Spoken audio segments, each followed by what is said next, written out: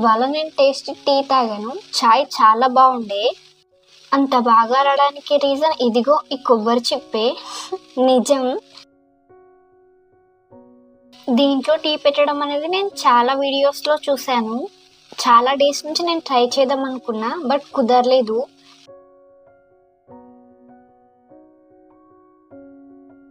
ఎందుకంటే అమ్మ వద్దనేది. ఇవాళ ఇంట్లో ఒక్కదాన్నే ఉన్నా, బోర్ కొడుతుందని చెప్పేసి ఈ చాయ్ ట్రై చేశాను. నిజంగా వీడియోస్లో చూసి ఇంతేనా, ఈజీనా అని అస్సలు అనుకోవద్దు. అది మనకు చేస్తేనే తెలుస్తుంది అది ఎంత హార్డ్ అనేది. నేను ఈ చాయ్ ట్రై చేసేటప్పుడు స్టార్టింగ్ ఎండింగ్ బాగానే ఉండే. అంటే చాయ్ ప్రాసెస్ స్టార్ట్ చేసినప్పుడు ఎండింగ్ చాయ్ తాగేటప్పుడు బాగానే ఉంది. బట్ మిడిల్ ప్రాసెస్ అంతా భయంగా జరిగింది. నిజంగా అస్సలు ఎక్స్పెక్ట్ చేయలేను. అయినా ఈ చాయ్ ప్రాసెస్ ఏం చెప్పనవసరం లేదు, అందరికీ తెలిసిందే. మనం రెగ్యులర్గా చాయ్ ఎలా చేసుకుంటామో అలాగే చేసుకోవాలి. మరేంట్రా కొత్త అంటే ఇదిగో ఈ కొబ్బరి చిప్పే. అంతా ఈ కొబ్బరి చిప్పే చేస్తుంది. నేను అస్సలు ఎక్స్పెక్ట్ చేయలేదు ఇలా జరుగుతుందని. చాలా భయం వేసింది నాకు. ఇక్కడ స్టార్ట్ అయిందండి మనకు భయం వేయడం. అసలు ఆ మంటలు రాగానే చాలా భయం వేసింది నాకైతే.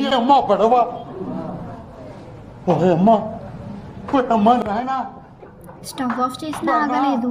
వెంటనే వెళ్ళి విండోస్ అన్ని ఓపెన్ చేశాను. ఇలాంటి టైంలో మా ఇంట్లో వాళ్ళు ఉండేదండి. ఇందులో వేసే ఇంగ్రీడియంట్స్ వేసేటప్పుడు స్టవ్ ఆఫ్లోనే పెట్టాను. మళ్ళీ ఎక్కడ మంటలు పెద్దగా వస్తాయేమోనని. అయినా ఇలాంటి పనులు ఒక్కరే అస్సలు చేయొద్దు. పక్కన మన సిబ్లింగ్స్ కూడా ఉండాలి, అప్పుడే ఫుల్గా ఫన్ ఉంటుంది.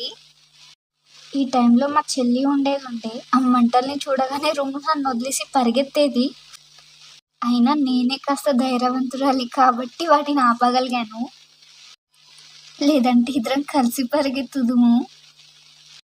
చూడండి, చక్కెర వేస్తున్నప్పుడు కూడా స్టవ్ ఆఫ్లోనే పెట్టాను.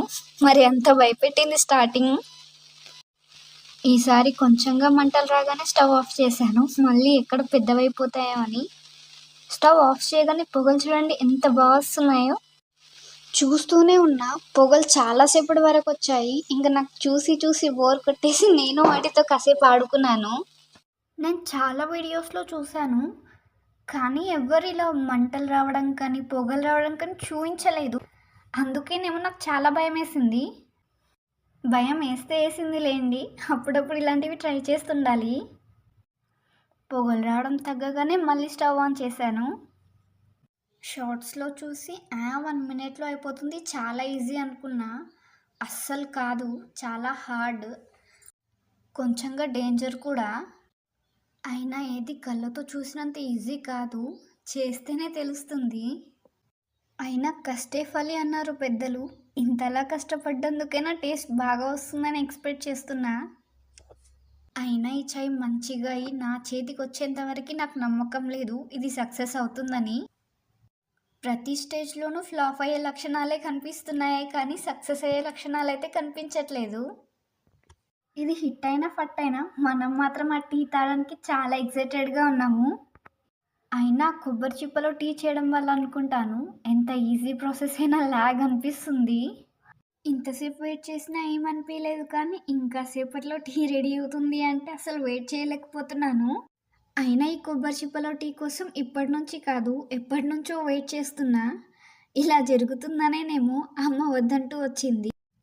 అస్సలు వెయిట్ చేయలేక నేనే కాసేపు హై ఫ్లేమ్లో పెట్టాను. ఆ తర్వాతే అర్థమైంది హై ఫ్లేమ్లో పెట్టకుండా ఉండాల్సిందని.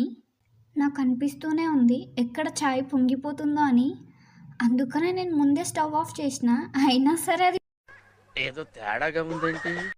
చాయ్ పొంగిపోతే స్టవ్ క్లీన్ చేయాల్సి వస్తుందన్న బాధ కన్నా క్వాంటిటీ తగ్గిపోతుందన్న బాధ ఎక్కువ. మరి ఎంత కష్టపడ్డానండి. దానంతా మనం ఇప్పుడు క్లీన్ చేయాలి. ఇదే మనం అంతలా కష్టపడితే వచ్చిన చాయ్. ఒక కొబ్బరి చిప్ప చాయ్ చేయడానికైతే ఇంకో కొబ్బరి చిప్ప చాయ్ తాగడానికి. మనం చాయ్ చేసిన కొబ్బరి చిప్ప చూడండి విరిగిపోయింది. అమ్మయ్య, చాయ్ అయితే రెడీ అయిపోయింది. చాయ్ టేస్ట్ అయితే చాలా బాగా వచ్చింది. నేను స్టవ్ తుడవడం మర్చిపోలేదు. మీరు సబ్స్క్రైబ్ చేసుకోవడం అయితే మర్చిపోలేదుగా.